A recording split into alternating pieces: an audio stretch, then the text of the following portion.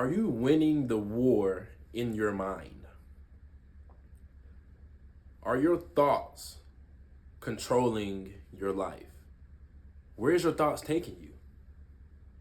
Do you know that we have a war in our mind, and that war is either won or lost? But what's cool, it's based upon us. It's based upon what are we consuming in our minds. Science tells us that our brain redesign itself around every thought. So every thought that I think about, every thought that you think about, our brain is redesigning itself around that thought if we constantly think about that thought over and over and over.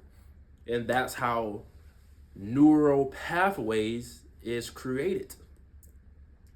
And as I'm doing research and I'm learning, getting new knowledge on neuroscience, it's fascinating because if our brain redesign itself around every thought, that tells me that our lives are always moving in the direction of our strongest thoughts. Oh wait, that tells me that the life that we have right now is based on our thoughts. Oh, that tells me in 10 years, the life that we have in 10 years is going to be based on our thoughts. And scripture says in Romans 8, verse 6, for the mind that is set on the flesh is death. But the mind that is set on the spirit, the mind that is set on the spirit is life and peace. For the mind that is set on the spirit is life and peace. Don't we all want life and peace? But it says the mind. So that tells us that we have to develop a philosophy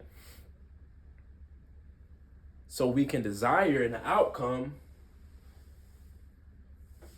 that leads to life and peace.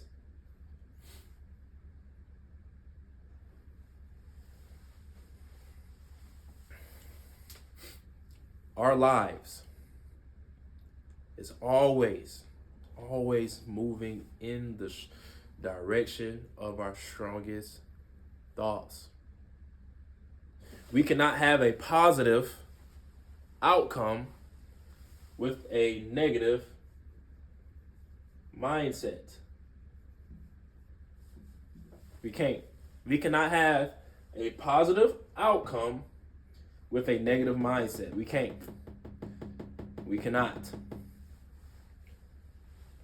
But as I'm doing research, as I'm gaining new knowledge on neuroscience, it's fascinating to find out that we have the choice to redesign our brain based on two things.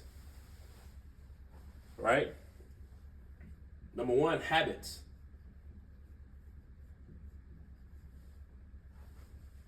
What is your habits? What are you doing?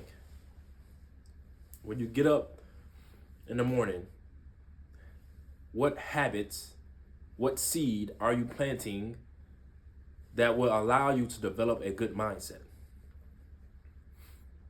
For me, my old habits, I used to get up, check my phone, check social media, check the apps.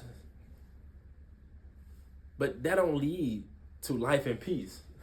No, that don't lead to life and peace.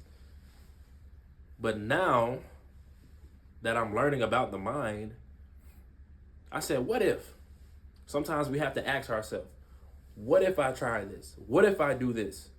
How will my life look like in 5 years? What will my life look like in 10 years? What if? So I challenge myself. What if I get up every morning, pray, meditate, read some books, watch a YouTube video, create good habits that allow my mind to produce an outcome that is life and peace. What if? Number 2, activities. Activities. Neuroscience says you have to develop good habits.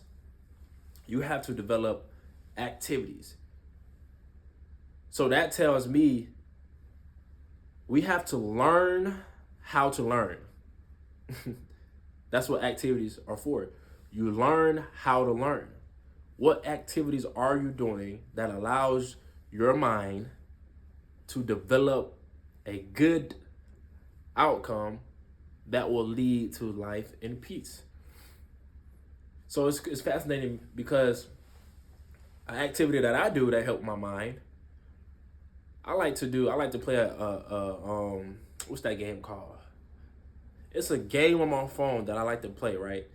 It's like crosswords or word puzzles. And what that does is that allows my brain to develop a new concept. Thinking about, okay, what word go with this word? Oh, this is a new word. I never heard of this word. So now my brain is redesigning, it's reframing itself around habits and activities. The mind is the most important thing for us to either have a positive outcome or a negative outcome. The Bible clearly says that. So when people ask me, Stephen, where you get this from? I got it from the Bible. Romans chapter 8, verse 6. For the mind that is set on the flesh is death. For the mind that is set on the spirit is life and peace. We are spiritual beings. We are all spiritual beings. And I highly recommend, I submit unto you, if you focus on habits and activities, your life will produce an outcome that is peaceful, that is abundance, that is joy, that is loving, that is caring. It will be mind-blowing. So I submit to you to win the war in your mind. Change the way you think. Change your habits. Change your activities.